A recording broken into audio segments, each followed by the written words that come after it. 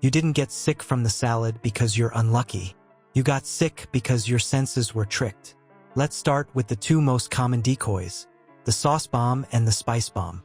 Tonight you'll see how rotting meat gets drowned in teriyaki or blasted with lemon pepper so your nose never warns you. Former cooks and health inspectors have seen it. I'll show you the fast checks. Lift the sauce, find the slime, taste past the spice to keep your money and your stomach safe. Quick favor before we move on. If you appreciate this content, consider giving this video a like and subscribing to the channel. Believe it or not, more than 92% of viewers haven't subscribed yet. It's free and only takes a second, but it means the world to us. So did you subscribe already? Great. Thank you so much for your support. Now back to the video. You may want to finish this video before you finish that saucy entree, because the thick glaze that looks premium is often a cover story. Let's start with the sauce bomb. That's when a kitchen floods a plate with heavy gravy, sticky reductions, or creamy coats so your nose and tongue clock out.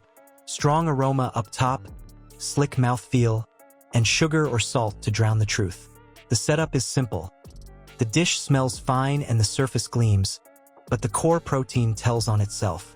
A lot of players in casual dining, and Chili's was one of them, forgot about why do people go out, and if we don't deliver on that, why will we expect our business to grow? Have you seen any impact from competitors stepping up? So I have a monthly meeting with our Vice President of Operations, so I asked them about a deal that was undercutting us by about 10% on a similar value meal construct. We started marketing on social media, and I think that showed a young generation of like, wow, this is something that would be exciting, and then when they came into the restaurant and had a similar experience, they would start posting about it too, right? And that thing caught on fire. Cut into it and you find mushy fibers that don't spring back, a dull gray line near the center, or a sour whiff trapped under the shell. Your senses are being staged. The shine distracts while the base slips. Think of a car with a fresh paint job hiding rust underneath. The gloss buys time while the damage spreads. Sauce does the same trick on a plate. It fills cracks, darkens edges, and lays down perfume so you stop asking questions. For 5 seconds, your brain says, looks good. After that, the texture says otherwise. Back-of-house habits can feed the problem. When meat sits warm too long or gets pulled from the edge of its date, the fix is often to ladle more on. Inspection notes flag cases where heavy saucing showed up alongside bad temperature control and off odors. The paint was shiny. The frame was not. Here's another tell. A perfectly seasoned chicken breast that's slick under the glaze. That slime is the spoiler's fingerprint. It stretches, it strings, it resists a clean cut.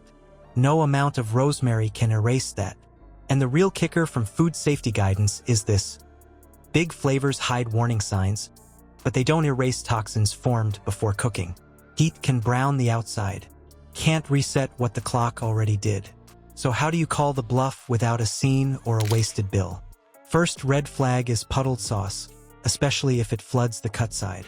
Costco rotisserie chicken, the savior of weeknight dinners. This cheap and easy staple has been a Costco all-star for years, but you still might not know all the hacks, tips, and secrets behind how it's made and how you can use it. In fact, the chicken is so cheap, it doesn't seem like Costco could even make money selling them. And yet, Costco continues to sell them for $4.99, while their competitors have raised prices. Costco first began selling their $4.99 chicken in 2009, and it was an instant hit. Just a year later, Costco sold 51 million rotisserie chickens. And by 2017, that number was up to 87 million. The centrally located state was chosen in part because of the large corn and soybean production there, which will save Costco on feed costs. That's important because they're going to have a lot of chickens to feed. Your defense is quiet and quick.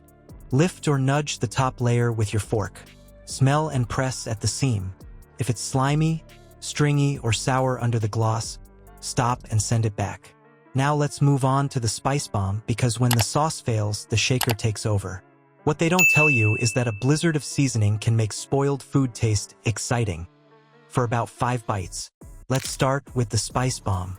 That's the industrial strength rub, the lemon pepper blast, the paste that grabs your tongue and drags it around the block.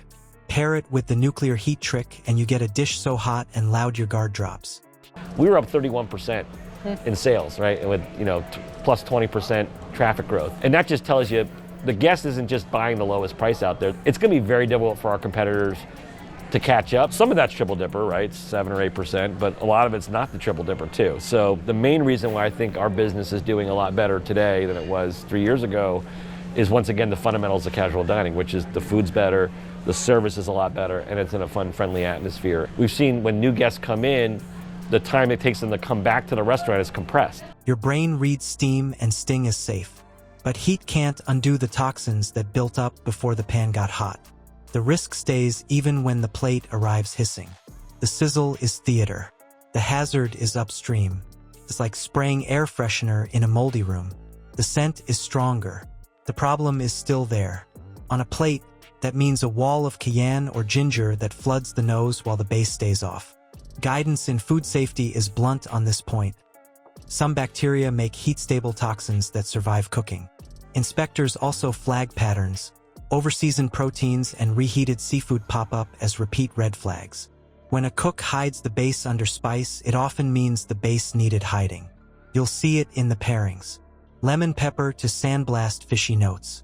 Barbecue rub to berry sour beef. Thick spice pastes that numb the tongue so you miss the sweet-sour creep of decay. By bite 6, the thrill fades and the mud shows. Reports from ERs and public health lines describe illness after meals that were so spicy, the eater couldn't taste anything else. Add extreme heat and the nose shuts down.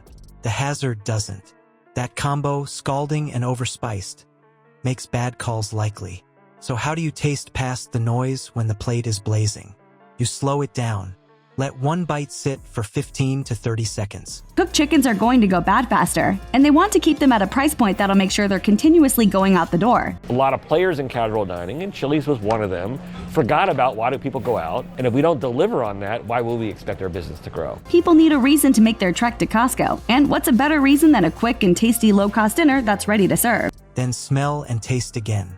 If the base reads muddy, metallic, or oddly sweet-sour, stop.